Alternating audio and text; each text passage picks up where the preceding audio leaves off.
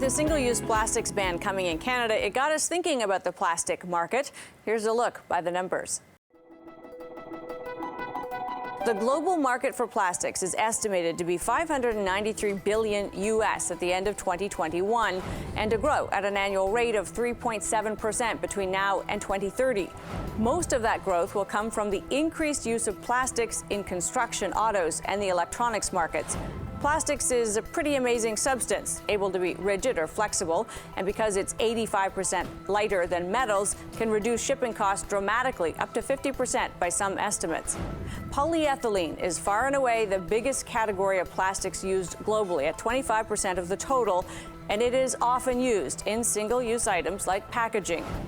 Plastic's best qualities are also its biggest problems. Because it's so versatile, it can be hard to recycle. And in fact, estimates suggest that of the 40 million tons of plastic waste in the U.S. last year, just 6% was recycled, 14% was incinerated, and 80% wound up in a landfill. And finally, because it's cheap, it's easier to make more plastic than it is to recycle the existing plastic.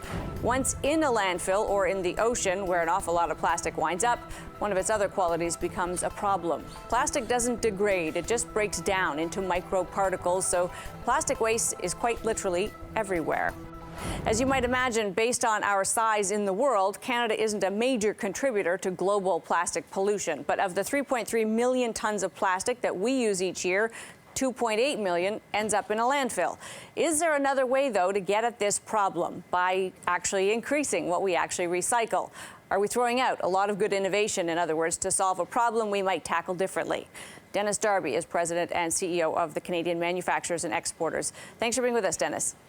Oh, thank you, Amanda. I want to start with that question because it does seem a bit of a puzzle that we, rather than say we could recycle this better and differently, we're going to take this approach of banning it. Have we exhausted all efforts at making recycling work?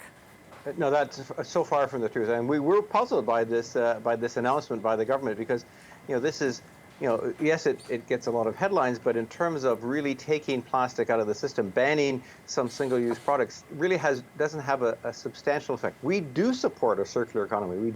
We have talked to the government about putting more efforts at all levels of trying to recycle plastic or use them for secondary uses, even incineration in some cases, is to get that extract that energy. So we think we need to use better methods and use the tools we have, but a ban on products, which could then lead to bans on other products that governments maybe don't want to deal with, is really detrimental, and it's detrimental to industry, but it also really doesn't address the problem. Our biggest partner, our biggest competitor, the people that we share most of the water and land with, the U.S., is not doing this. So again, it puts Canadian manufacturers, behind again.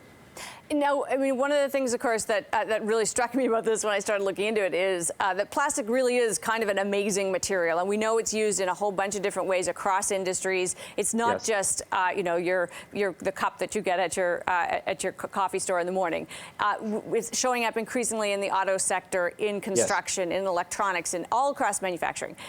Are you worried that, because the real diehards here, Dennis, say get rid of all plastic because of the way it's produced, because it does use fossil fuels, they'd like it just to end. Is that even remotely possible, or do you think this is sort of just virtue signaling, saying we can get rid of the single-use plastic, but the other stuff we're actually kind of attached to? I think you're right. I think plastic is an incredibly important material coming from either from natural gas or from actually organic sources like from corn, but also from oil. And of course, we use it everywhere. It's because of its incredible properties. Canada, again, we punch above our weight. We are a small economy domestically, but we export an awful lot of chemicals, including plastics, because, of course, we are a large producer. So from an export point of view, it's really important to Canada's industry. It's one of the top 10 exports will be chemicals and plastics. And so I think it's really important that if Canada wants to, incentivize action, it needs to engage with its trading partners. We need to say, nobody wants to see. There's no reason why plastic products, any of them, single-use things, should ever end up in a waterway, because there's, either should be recycled, they should be compacted, they should be turned into something else, or even landfilled, as you said. It really makes no sense to say, let's go ban these few products and hurt the manufacturers that do it. This is part of our society, and it will be for many, many years. Dennis, great to have your perspective on this. Appreciate your time. Take care. Dennis Darby is president and CEO of the Canadian Manufacturers and Exporters. Well, if there are two big themes these days, they are surely high costs making life less affordable and attention on sustainability for the sake of our planet. Well, one company makes the pitch that it can help with both. Rob Bigler is general manager of eBay Canada. Great to have you with us. Thanks for having me, Amanda. So, Rob, one of the reasons that it kind of caught my eye that eBay sort of plays in this really interesting space right now is increasingly people are thinking about sustainability in fashion. And one of course, the most obvious ways to do that is to reuse, right? To repurpose or go vintage if you want. And eBay has been playing in that space for a long time. Does the company kind of position itself as a sustainable play these days? Absolutely. I think the trend has been there. eBay has been in the circular economy since the very beginning. The very first item sold on eBay 27 years ago from Palo Alto to Canada, first item sold on eBay was to a Canadian, was a broken laser pointer. And the Canadian refurbished it, fixed it up. So eBay has been helping the circular economy go online for 27 years. I think one of us should track down the buyer of that broken laser pointer because they seem like somebody worth talking to. And obviously, we're going to see more of this. What are kind of the ways that you can grow that market? Because I know electronics is one place that you've got to focus. That you're kind of building your market. Do you see just growth potential in that circularity that you're offering? Absolutely. We've seen it over the past few years, and it's a number of different factors coming together, right? A lot of it is the circular economy. It's sustainability. When eBay did a global survey and found that 37% of people around the globe would prefer to buy sustainable if quality and value were there. And within Canada, we did a survey within electronics. We asked them, and that was for the sustainability element. We asked specifically in Canada on electronics, would you be interested in purchasing refurbished electronics? And 70% of Canadians said they would be interested in purchasing refurbished electronics as long as the quality and value was there. So how eBay's pushing it is on both the buy side and the supply side. So we've seen, I'll pause there. I'll let you continue with your questions because I could go on for a while about it. No, I'm sure. And it is kind of interesting to see this business come right into its own here, hitting on a whole bunch of spots. I want to just quickly here hit on the inflation point. I've seen some very expensive things on eBay, golf putters that would blow the top of your head off. But when it comes to saving money, is this a place that you make the pitch as well? Is this a kind of an anti-inflation kind of a pitch?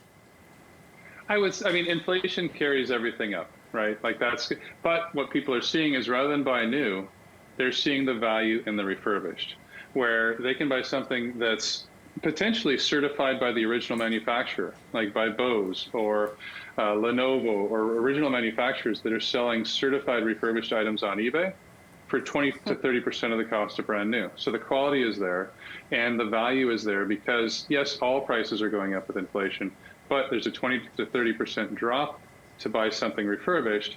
And then you can go into other conditions and find value. And value is appropriate because, say, for me, I've got 4 sons. They all want iPhones. They're not getting brand new iPhones. So for me, I can buy like a very good condition, but 30 to 40% cheaper than a brand new iPhone. And they're pumped. They're super excited. Right. I'm excited because I've saved money. And we've kept more phones out of landfill. So it's kind of a win-win-win situation. Great to have you, Rob. Appreciate it. Thanks for having me. Rob Bigler is general manager of eBay Canada. Coming up, Canada's healthcare system is in crisis, but do we have what it takes to fix it? But first, this. You've probably heard of the metaverse. That's the term for digital places you can go and hang out. I'm hoping you can hear the air quotes there. It's not real, but it's attracting real dollars. The company we used to call Facebook is hoping it becomes the platform we all use in some virtual but real future. And now you can buy clothes there. Not real clothes, obviously, but with real price tags and some big designer names. If paying to own something you can never wear is your thing, now's your chance. We're back after this.